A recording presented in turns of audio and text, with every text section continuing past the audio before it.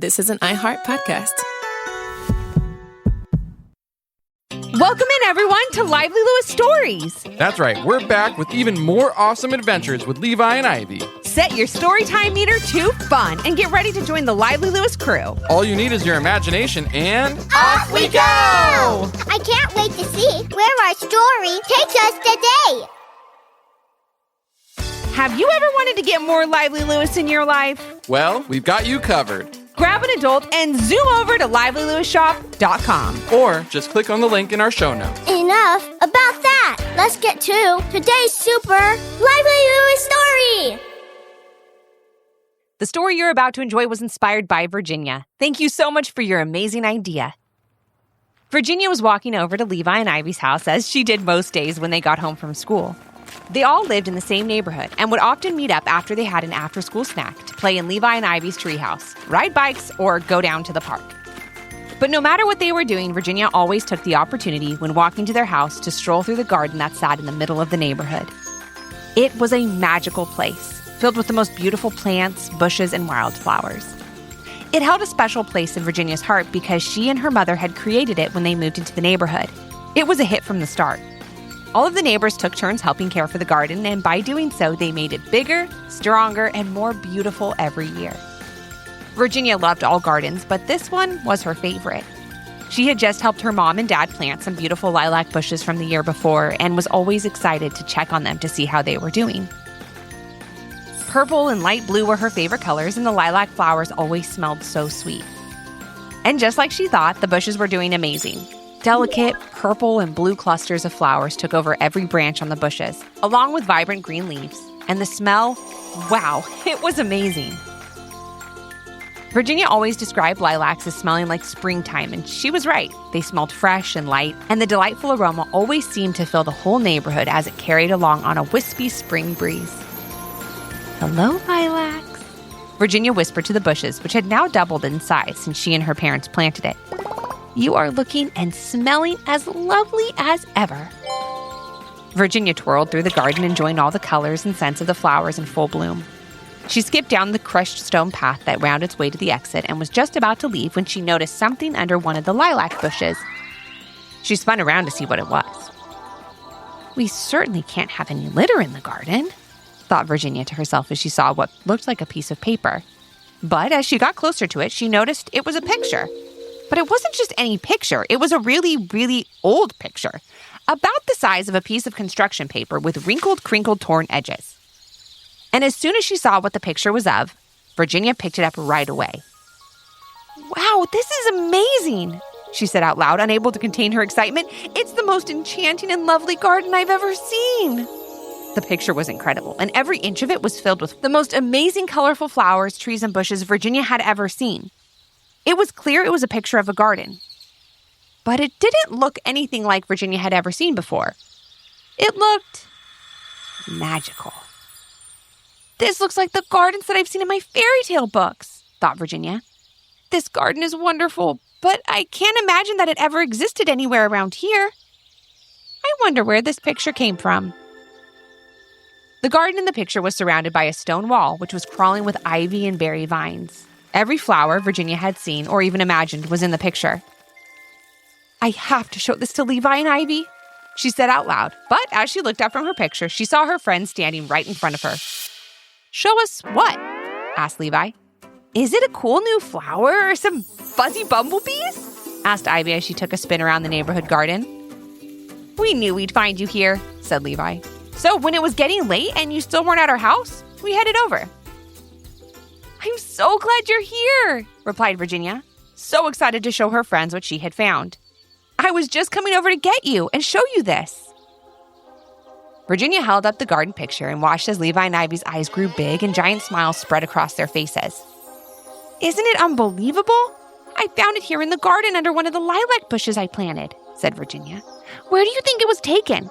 I'd love more than anything to visit this garden." Virginia held up the picture as the rays of the sun shone on it like a spotlight. Then something amazing happened.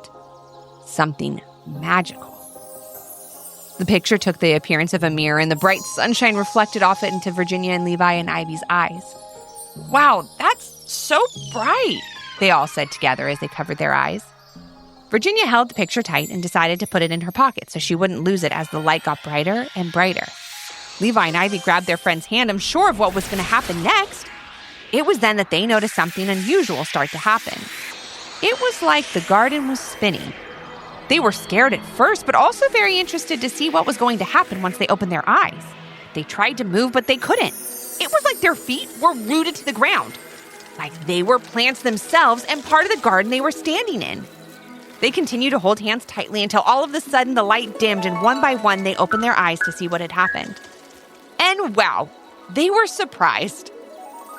Levi opened his eyes first, then Ivy, then Virginia, and standing, or rather fluttering in front of them, were two delightful, dainty, dazzling fairies? Shouted Levi as he jumped back, falling into a lilac bush. Fairies? Exclaimed Ivy and Virginia as they jumped back as well. Oh no, please don't be scared, said one of the fairies. We know you must be all out of sorts right now, but we're friendly and need your help. Yes, super duper friendly, exclaimed the other fairy, hoping Levi, Ivy, and Virginia wouldn't run away. Please just give us a second to explain and everything will make perfect sense. Perfect sense, said Ivy, sounding surprised and confused. Nothing about this situation makes any sense at all. She's right. 1 second we're in our neighborhood garden at home, and next we're here? Added Levi. And it's all because Virginia found that picture. Levi looked at Virginia, waiting for her to talk, but instead she was just too busy looking around the amazing garden. She twirled slowly as she tried her hardest to take in every little leaf and flower petal. Virginia, are you going to say anything? Asked Ivy. Virginia stayed silent for another second, and then with every ounce of excitement she could muster, "This place is so beautiful! Even better than the picture, I can't believe we're in a real-life fairy garden with real-life fairies, and they need our help. It's perfect. It's a perfect garden adventure." Seeing that their friend was way more excited about the situation than they were, Levi and Ivy pulled Virginia aside as the fairies watched closely, hoping the 3 humans they had gotten to visit their garden would stay and help them. "We need to help them," whispered Virginia as she huddled up with Levi and Ivy to talk about what they were going to do next. "But they're magical fairies. We're just Levi and Ivy and Virginia. What can we possibly help them with?" asked Ivy. "Well, I don't know, but we haven't let them explain their problem yet," said Virginia, reaching out to touch the most beautiful flowers she had ever seen. They were purple and blue and seemed to sparkle in the sun. And they had the strongest lilac smell. To Virginia, they were the perfect flower, and she couldn't take her eyes off them. "They're called spring surprise flowers," whispered one of the fairies to Virginia, who could tell that she really liked them. "They're my favorites, too." Virginia smiled and then turned to Levi and Ivy. "I think we should at least find out why they brought us here. Don't you?" Levi and Ivy looked at each other, and the more they thought about it, the more they knew Virginia was right. They never backed down from an adventure, and they never backed down from helping someone in need. "You're right," said Levi as he and Ivy turned to face the now very happy fairies that were flitting and flying around their heads. Thank you, said one of the fairies. "Please sit down over here and we'll explain everything." "This could take a while," whispered Ivy to Virginia with a smile. "And I have a lot of questions."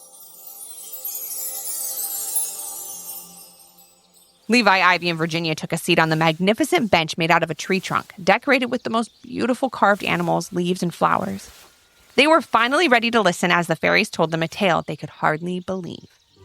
"So, before we begin, it would be best if we introduced ourselves," said one of the fairies. "My name is Cedar, and this is my sister Blossom. I was named after all the beautiful blossoms that grow around here, and my sister was named after a giant cedar tree that grows in the center of the garden," said Blossom. Virginia, Levi, and Ivy said hello and introduced themselves as well.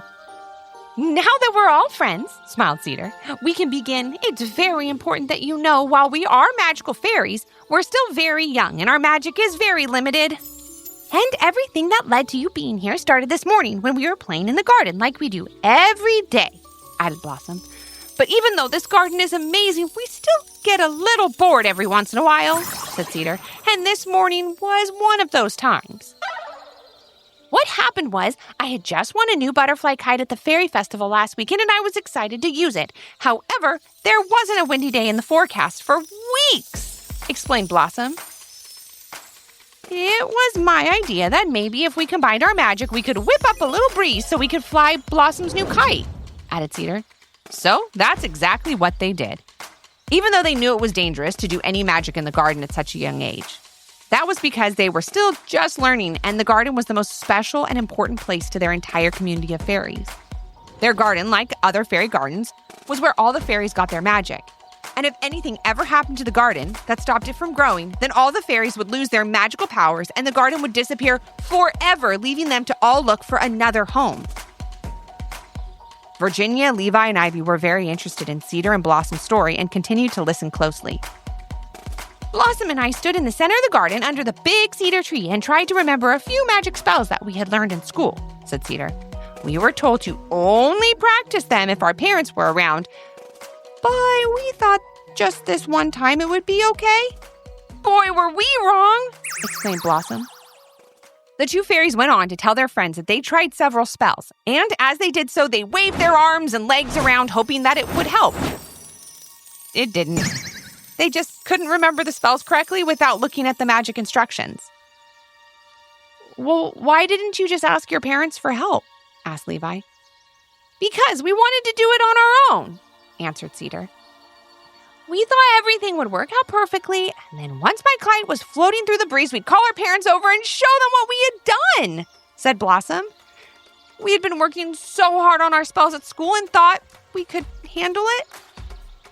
We just wanted to surprise them and all the other fairies, said Cedar as she continued with the story. Since the spells they tried weren't working, Blossom and Cedar became frustrated and impatient. Then out of nowhere, Cedar suddenly remembered that she had a fairy spell book that she had taken out of the library and hadn't returned yet. She flew home to grab it while Blossom waited in the garden. Once Cedar got back, we looked through the whole book and finally found one we thought would work, said Blossom. And it did. Virginia, Levi, and Ivy smiled, excited that their friends would finally get to fly Blossom's new kite. But the looks on Cedar and Blossom's face told them that was not the right reaction. Why do you look so upset? Asked Virginia. You just said the spell worked and you got your windy day, just like you wanted.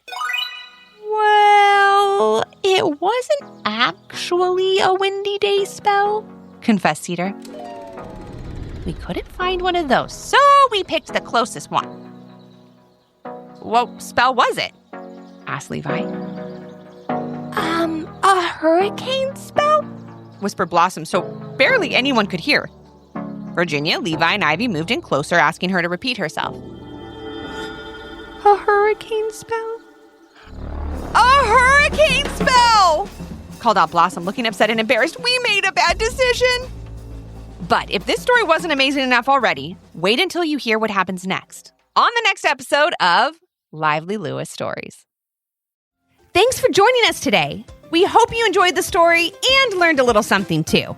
And since we know everyone has their own story, we'd love to hear yours. If you have an idea for a Lively Lewis story, leave a comment on our Apple Podcast review page with 5 stars, your idea, and your little one's name. Then maybe our next adventure will be with you. Until our next Storytime Hangout. Thanks for listening. We can't wait to share another fun, Lively Lewis story with you. This is an iHeart podcast.